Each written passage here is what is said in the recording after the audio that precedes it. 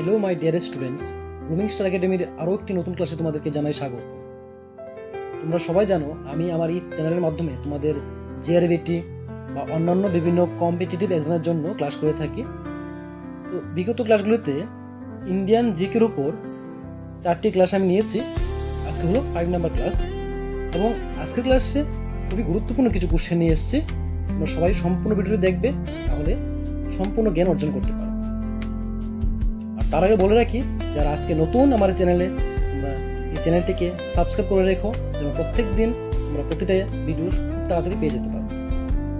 আর প্রতিদিন বিকেল 3টায় আমার জিকে ক্লাস এবং সন্ধ্যা 7টায় ম্যাথের ক্লাস আপলোড হয়, তোমরা দেখো। চলো শুরু করা যাক আজকের ক্লাসটি। আজকের ক্লাসের প্রথম কোশ্চেন হলো, ভারতের স্বাধীনতা আইন পাশ হয়। India's Independence Act is passed August 1947, July 1947, June 1947, April 1947। এর মধ্যে কোনটা সঠিক উত্তর? এখানে সঠিক উত্তর হবে জুলাই 1947। জুলাই 1947-এ ভারতের স্বাধীনতা আইন পাশ হয়েছিল।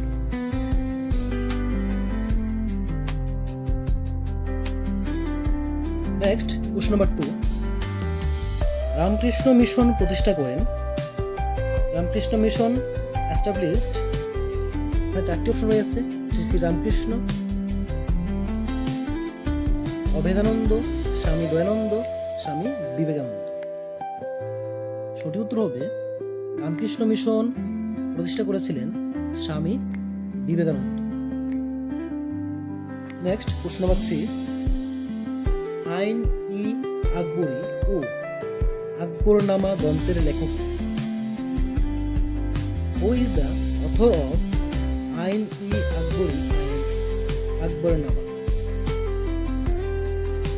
4টি অপশন রয়েছে: বদায়নী, আকবর, আবুল ফজল, বলবন। 4টি অপশনের মধ্যে সঠিক উত্তর হল আইন-ই-আকবরী ও আকবরনামা গ্রন্থের লেখক হলেন Abul Fazal. Next, question number 4। ভারতে প্রথম মে দিবস পালিত হয় কোথায়? Where is the first May Day celebrated in India? 4টি অপশন রয়েছে: কলকাতায়, দিল্লিতে, মুম্বাইতে, মাদ্রাজে। 4টি অপশনের মধ্যে সঠিক উত্তর হবে ভারতে প্রথম মে দিবস পালিত হয়েছিল মুম্বাইতে।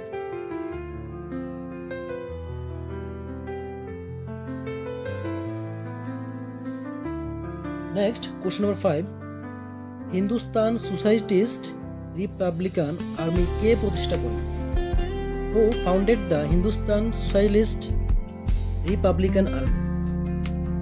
Option A Subhash Chandra Bose, option B Rashbehari Bose, option C Bhagat Singh, option D Chandrashekhar Azad.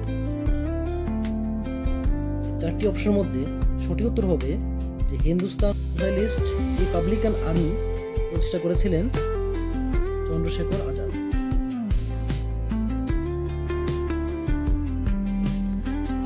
Next, question number 6। কবে ভারতের জাতীয় পতাকা প্রথম সরকারি পতাকা হিসাবে গণপরিষদে গৃহীত হয়েছিল? When was the national flag of India first adopted in the Constituent Assembly as the official flag? Option A 1949 সালের 31 ডিসেম্বর, অপশন বি 1950 26 জানুয়ারি, অপশন সি 1947 15 আগস্ট, অপশন ডি 1947 22 জুলাই। সঠিক উত্তর হবে ভারতের জাতীয় পতাকা প্রথম সরকারি পতাকা হিসাবে গণপরিষদে গৃহীত হয়েছিল 1947 22 জুলাই। অপশন নাম্বার ডি হবে সঠিক উত্তর।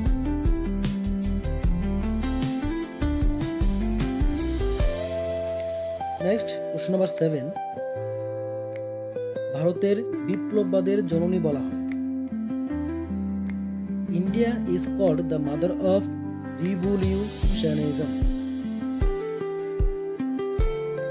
অপশন এ প্রীতিলতা ওয়াদ্দেদারকে, অপশন বি মাতঙ্গিনী হাজরাকে, অপশন সি আদাম কামাকে, option D Ramendra Sundar Trivedi.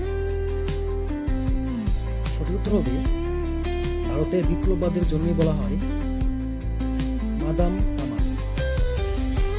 Option number C হবে সঠিক।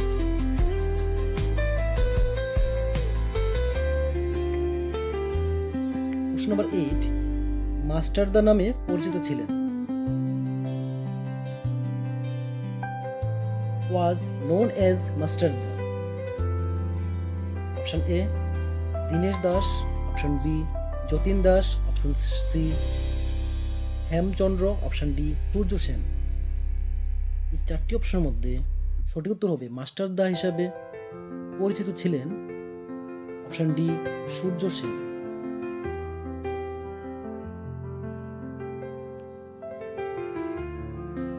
প্রশ্ন নাম্বার 9, দিল্লি চলো, দিল্লির পথ স্বাধীনতার পথ বলেছিলেন? Come to Delhi, the way to Delhi is the way to freedom, say it. কে বলেছিলেন দিল্লি চলো, দিল্লির পথই হলো স্বাধীনতার পথ? মোহাম্মদ আলী জিন্নাহ, সুভাষচন্দ্র বসু, মহাত্মা গান্ধী, বাবু রাজেন্দ্র প্রসাদ। সঠিক উত্তর হবে অপশন বি সুভাষচন্দ্র বসু। সুভাষচন্দ্র বসু বলেছিলেন যে দিল্লি চলো, দিল্লির পথ স্বাধীনতার পথ।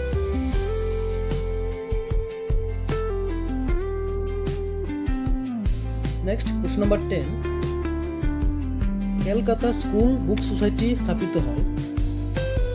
The Calcutta school book society was established, option A 1817 খ্রিস্টাব্দে, অপশন বি 1818 খ্রিস্টাব্দে, অপশন সি 1823 খ্রিস্টাব্দে, অপশন ডি 1839 খ্রিস্টাব্দে।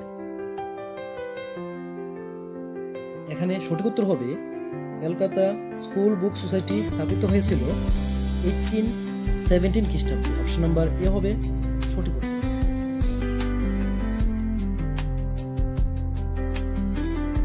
নেক্সট প্রশ্ন নাম্বার 11, বিশ্বভারতী বিশ্ববিদ্যালয়ের প্রথম উপাচার্য কে ছিলেন? Who was the first vice chancellor of Visva Bharati university? Option A Rabindranath Thakur, option B Gaganendranath Thakur, option C Rathindranath Thakur, option D Abanindranath Thakur. সঠিক উত্তর হবে বিশ্বভারতী বিশ্ববিদ্যালয়ের প্রথম উপাচার্য ছিলেন রবীন্দ্রনাথ ঠাকুর। অপশন এ হবে সঠিক। নেক্সট প্রশ্ন নাম্বার 12 বলেছে ভারতীয় বিজ্ঞান চর্চার জনক who is the father of Indian science? Option A doctor Mahendralal Sarkar, option B Jagadish Chandra Bose, option C Prafulla Chandra Bose, option D C V. সঠিক উত্তর হবে ভারতীয় বিজ্ঞান চর্চার জনক হলেন Jagadish Chandra Bose. Option B is a right answer.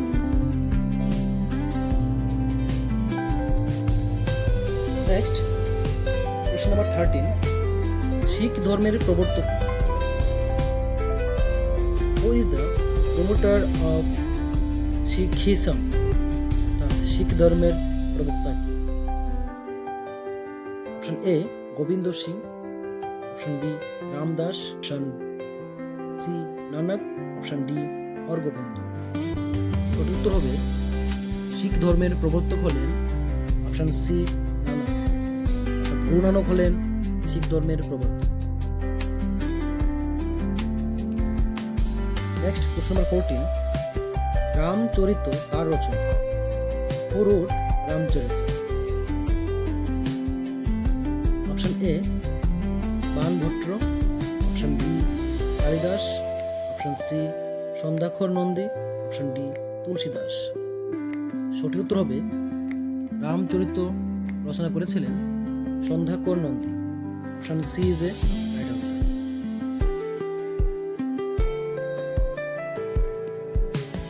Next প্রশ্ন নাম্বার 15, কাকে বলা হতো ভারতের সর্বাধিক বৃদ্ধ মানুষ? Who was called the oldest man in India? Dadabhai Naoroji, next option Jamshedji Tata, option C Surendranath Banerjee, option D C Rajagopalachari. সঠিক উত্তর হবে ভারতের সর্বাধিক বৃদ্ধ মানুষ বলা হতো দাদাভাই নৌরোজিকে। অপশন এ হবে সঠিক উত্তর। এ হলো আজকের টপ 15 কোশ্চেন। আশা করি ক্লাসটা ভালো লেগেছে। যদি ভালো লেগে থাকে অবশ্যই চ্যানেলটিকে সাবস্ক্রাইব করবে, ভিডিওটিকে লাইক, কমেন্ট এবং শেয়ার করতে ভুলবে না। তো আজকে এই 15টি কোশ্চেন নিয়ে আলোচনা করলাম। পরবর্তী ক্লাসে বাকি যে ইম্পর্টেন্ট কোশ্চেনগুলি আসে পরীক্ষায় এগুলি নিয়ে আলোচনা করব। তো দেখা হবে পরবর্তী ক্লাসে পরবর্তী টপিক নিয়ে। ততক্ষণ সবাই ভালো থেকো, সুস্থ থেকো।